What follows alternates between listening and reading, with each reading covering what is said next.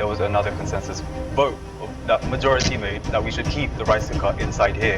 You guys said your world is your world, which is why we kept all this stuff here to avoid any problems coming our way, if that makes sense to you guys. Ano ba yun ginamit nyo the past few days? Di ba nakaluto naman kayo? Kaya namin magluto. Bakit natin sinasabi? Bakit kailangan yung rice cooker? Kung marunong kayo magluto ng kanin sa ibang lugar, bakit nyo kailangan ng rice cooker? Same question for you. Hindi din namin kasalanan na pinatulog kayo sa labas at inisan kayo ng mga gamit, toiletries. Hindi namin kasalanan na nakapasok dito yung rice cooker. Excuse me, Even the hindi nyo chicken. kasalanan? Bakit ba? Kung hindi kayo dumating doon, asan kami? Andito kami sa loob, wala kami sa labas.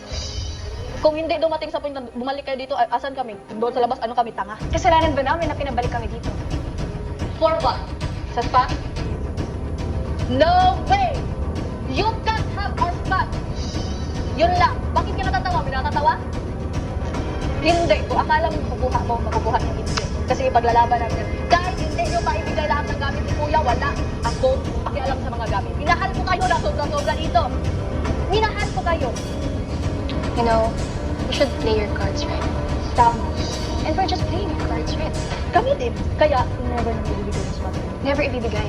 Wala kang nakalagay, di ba? Walang nakalagay, pero pwede namin ipaglaban, sabi ni Kuya. Pwede din namin ipaglaban yun sa akin. Wala akong paki sa mga flag niyo dyan. And wala din kayong paki sa inyo. Sa bagay.